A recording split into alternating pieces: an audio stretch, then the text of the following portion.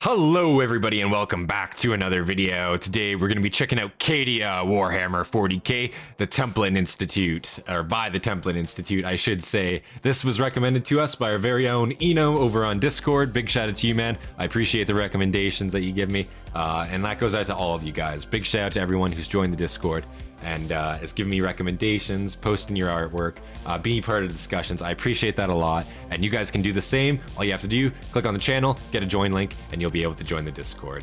So yeah, big shout out to you, thank you for the recommendation. Cadia, obviously, what do we know about Cadia?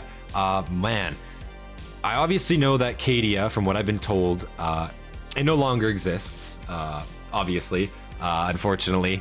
I know that it had very, very close proximity to, what was it, the Eye of Terror, I believe. Basically a direct, what's the word, portal, if you will, into the warp, in which a lot of bad entities kind of could spew forth. And that obviously happened after the birth of, who was it? Slaanesh? I want to say Slaanesh, am I right on that? I forget if that's not the right one. I know it was a chaos god. The Eldar fucking basically birthed it because they were too debaucherous. I remember all that. I just forget if that's the right name, but I do remember that little tidbit there. But yeah, guys, obviously I don't know really much about Cadia. I don't know much about the specifics of what happened, so I'm assuming that this video is probably going to break that down a little bit more. I can see here he's obviously got a video about Cadian shock troops, which we've heard a little bit about. We've seen a little bit about the famed Cadian shock troops and just what they're capable of. So yeah, I'm really excited to learn more about Cadia. Obviously, this is an informative video, so I do have pen and paper. I will be writing stuff down during this video. But yeah, guys, big shout out to our members, our Triarii, Paralyzed, Tortoise, and all of our Hastati out there. I appreciate you guys. Yeah, if you enjoyed the video, please leave a like, subscribe for more content from me, and leave your recommendations down in the comments below. Without any further delay, let's get right into it.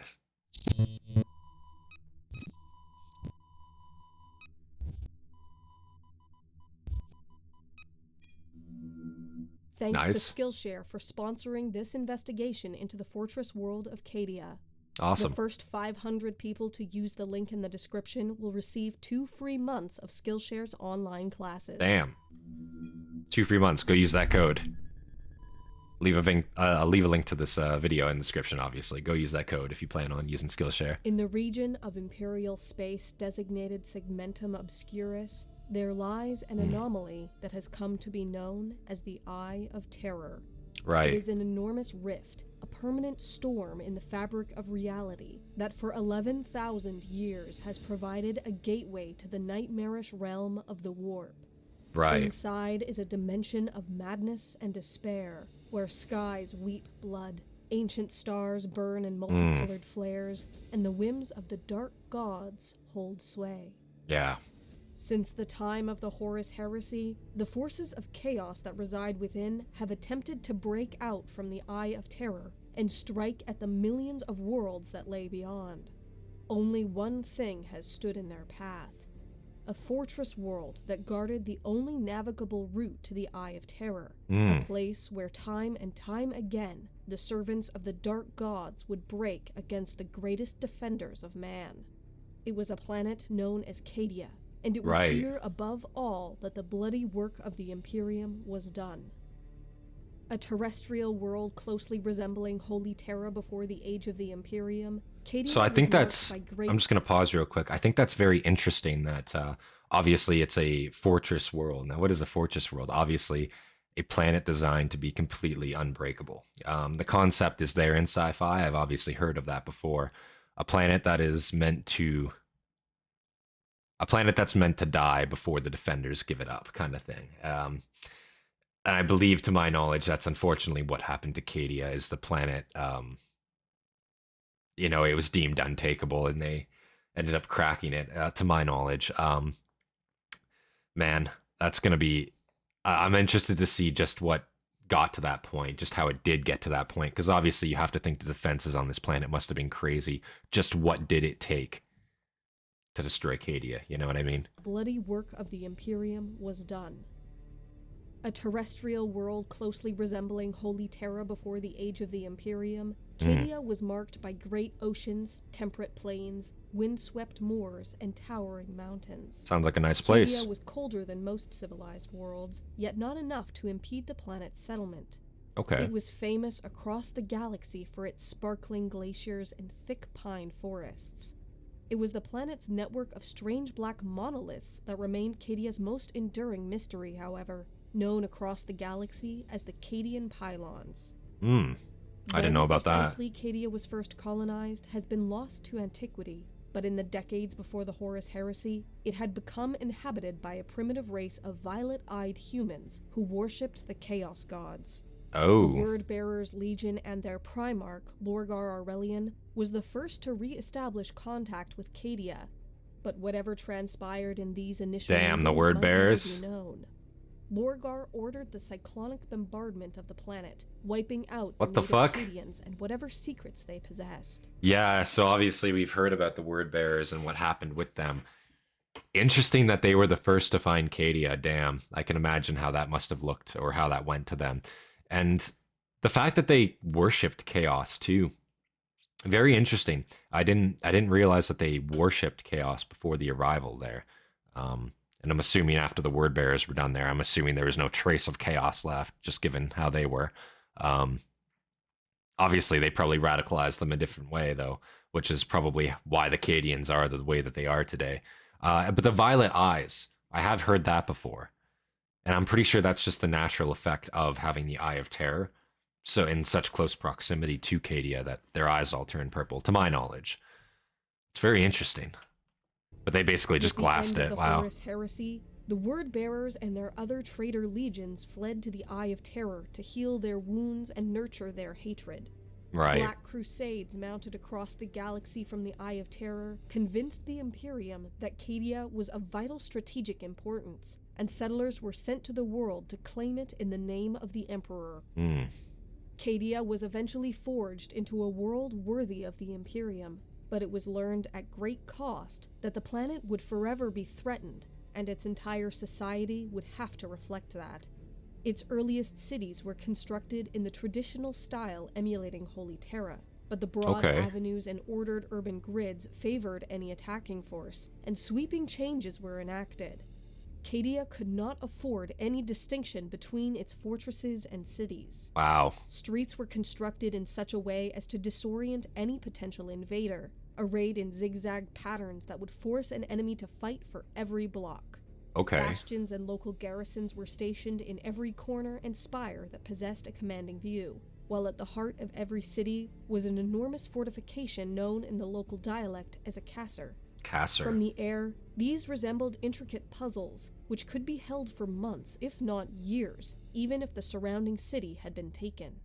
Damn. Its people. So it's like an inner fortress. If you think of like an old style, like medieval castle in a sense, you'd obviously have your outer walls. You know, inside those outer walls, you'd have like your more governmental buildings, your tax facilities, maybe a baker, all that type of shit. And then you'd actually have the castle fortress itself inside all that. So even if the outer walls were breached, you'd still have that main central strong point of which you could mount a defense or potentially break out or even just hold until reinforcements come. I think that's very interesting. In the same way, they're kind of utilizing that same tactic in a sense. Obviously, you have air assets and you have orbital assets as well. So I'm assuming that's where, the frustration comes into play where it's like, fuck, let's not even bother taking this. Let's just bomb the fucking place, into the dirt because fuck to trying to take it. It's way too costly, Years, even if the surrounding city had been taken. Its people were no different than its buildings, reorganized into a society wholly devoted to the defense of their world. Every Cadian was taught the skills necessary to become a soldier from the moment they could walk. Tactical doctrine was prioritized above basic literacy, and every citizen was required to serve at least a 4-year term in the planet's military before either becoming a career soldier or instead joining Cadia's military-industrial complex. Wow. Even the wealthy and successful elite wore clothing reminiscent of the camouflage patterns issued to the lowliest guardsmen. Really? That's interesting. The famed Cadian shock. It's interesting that, even their richest, their royalty in a sense, still represented like the average guard because they still have that tradition, you know what I mean? I think that's interesting. Wow. So they are very much a planet of like tradition, honor, self-sacrifice, tactical skills being prioritized above literacy. Like, wow, it makes sense, I guess, given like, where they are. But I'm trying to think like, and all the purple-eyed Cadians, does that just happen to you after naturally living there for so long or generationally? Because obviously when the word bearers got there, they had purple eyes, they worshiped chaos. Was the purple eyes just distinctually from chaos, or was it just, again, their proximity to the Eye of Terror itself? You know what I'm saying? Somebody let me know. Patterns issued to the lowliest guardsmen. The famed Cadian shock troops were widely regarded as the best soldiers in the Imperial Guard, Yeah. and some of the most well-equipped. Regiments either formed on Cadia or those emulating its style and doctrine could be found across the entire galaxy. Yeah. Cadian equipment, That makes in sense. particular, was so ubiquitous that it was nearly the standard of the entire Wow. Astra Militarum. For millennia, the planet stood as an unshakable foundation that challenged the will of the dark gods themselves. Every invasion was shattered, and every Black Crusade was repelled. But in the 999th year of the 41st millennium, Cadia was finally broken. Abaddon the Despoiler, greatest champion of chaos since Horus himself, launched the 13th Black Crusade. In the opening moments, elements of the Planetary Guard turned traitor, assassinating Cadia's high command, its governor, and Lord Castellan. A reformed defense now under the command of Ursarkar E. Creed were able to contain this initial assault, but the Black Crusade was just beginning. In orbit of the planet, an enormous Chaos Armada traded blows with the warships of Battlefleet Cadia, all while reinforcements swept across Cadia's skies before joining in battle against the planet's beleaguered defenders. Mysteriously, it was not the famous fortress cities of Cadia that appeared to be Abaddon's primary target, but rather the large network of pylons, particularly those within the Elysian Fields. What precisely happened there can only be guessed at, but some claim... So those pylons predate the arrival, I guess, of potentially humans on the planet, but nobody really knows. As they said, those pylons were just there when the word bearers arrived, and the human inhabitants of that world, I guess, seemed to worship them or something like that. So it kind of, well, I'm assuming they would have been like some degree of religious significance or cultural significance to them because they're mentioned there. I don't think they just lived in ignorance of them, obviously. But wow, it's interesting that they worshipped chaos, and then these pylons, are his ultimate target. I wonder if that's gonna obviously play a key part into the destruction of the planet itself. It's interesting having like a kill switch on the planet. I'm guessing that's what it is. What precisely happened there can only be guessed at, but some claim that for a brief moment, servants of the Imperium working with ancient Xenos managed to activate the Cadian pylons. The forces of chaos were seemingly cut off from the warp, and even the Eye of Terror was said to shrink. Really? Okay. By the order of Abaddon, however, an enormous blackstone fortress struck Cadia with the force of an artificial meteor. The planet's continents were split apart, its ancient forests burned away. So the pylons actually hurt chaos. They actually hindered them in a way. They hindered the invasion. And then let's just take a look at that. So that looks like a star base in a sense, a star fortress, Blackstone Fortress, yeah. So he just straight up fucking crashed that bitch into the planet, eh? Wow. That would probably do it again. Like, you have to think about how huge that thing is. It would be like a small moon hitting the planet. Blackstone Fortress struck Cadia with the force of an artificial meteor. The planet's continents were split apart. Wow. Its ancient forests burned away. The few who managed to evacuate the dying world bore witness not only to the destruction of Cadia, but to the expansion of the Eye of Terror across the entire galaxy. Wow. With the fall of Cadia, the forces of chaos had won a victory that for millennia had been almost unimaginable.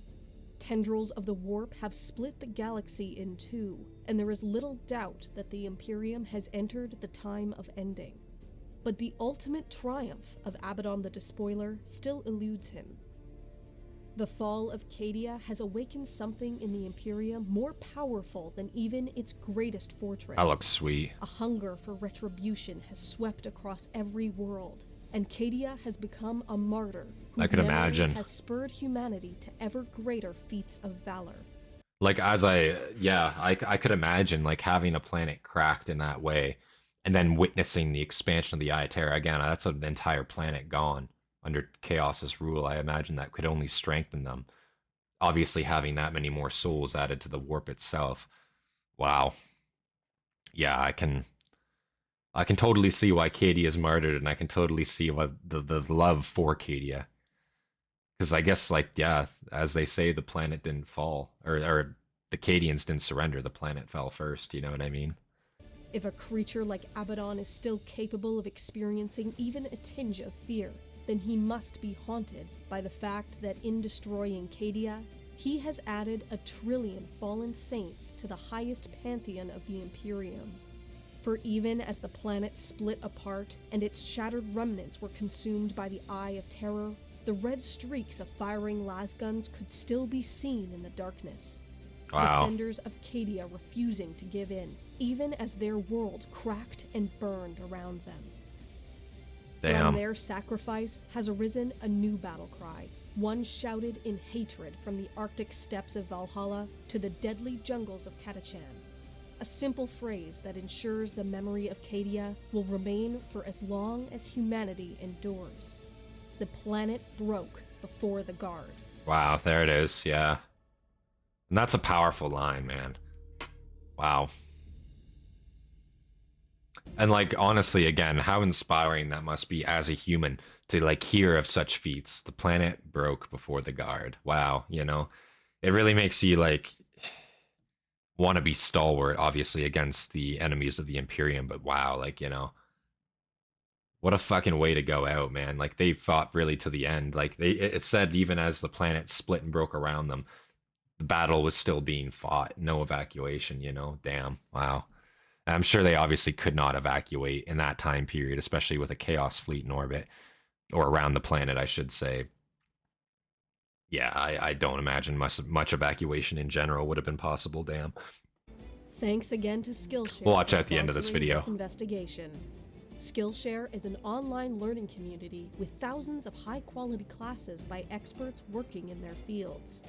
If you've ever considered venturing into the grim darkness of the 41st millennium or elsewhere, Skillshare has many classes on designing gameplay for tabletop, role-playing, and video games. Wow, as well there as you go, guides on guys. how to improve storytelling and character design. For Nice. less than $10 a month, Skillshare can help you build on your current skills. Less than or 10 a learn month? Completely new ones, unlock new opportunities, and do your best work. The first 500 Templin personnel who sign up for Skillshare using the link in the description will receive 2 free months of unlimited Wow. classes that can help you in everything from painting and gameplay design to creative writing, social media, and even learning new languages. Damn. The galaxy can be a dangerous place, and as every Templin field agent knows, knowledge is power. So use Skillshare to help give yourself an edge. Go use their Skillshare link if you plan on using their service. They deserve it. Wow. That was a fantastic video. I just want to say that now. Fantastic video. Very in-depth. Only 10 minutes long, but in-depth enough to tell you what you need to know about Cadia, what exactly transpired there, who caused it all, you know, exactly. And also some little tidbits of information I didn't know. Obviously, the Cadian pylons played a role. I had no idea those were a thing. I had no idea the word bearers were the first to the planet. That's obviously an interesting piece of information. During the 13th Black Crusade, obviously I wouldn't have known that either. So I'm guessing the 13th was probably a pretty important one. Somebody let me know some other prominent things that happened in some of the other Black Crusades. If they ever actually made it past Cadia, or if, like, it took place in maybe another part of the galaxy. I'm not too sure, you know. I don't really know many or much about that at all. But no, I thought that was a great video. Big shout out to Eno our very own member on Discord, for shouting that out to me, sharing that to me. That was a fantastic video. I thought that was very well done. And wow, the Templin Institute, really good job by them. Wow, I haven't seen anything by this channel before, so very interesting to check it out, and I thought they did a great job with it. So yeah, big shout out to our members out there, our Hastati and our Triarii Paralyzed Tortoise. Big thank you to you, man. I appreciate you. Yeah, come join our Discord, be a part of the discussions, come chill, come chat, or just vibe on out. You know, it's a pretty easy open Discord right now. And you know, I love hearing your guys' recommendations, and I love chatting with you guys on that more personal level. So of course, come join that Discord. But yeah, guys, without any further delay, leave a like, subscribe for more content from me, and leave your recommendations down in the comments below. And without any further delay, this has been Centurion, and I'll see you guys in the next one. Peace, guys.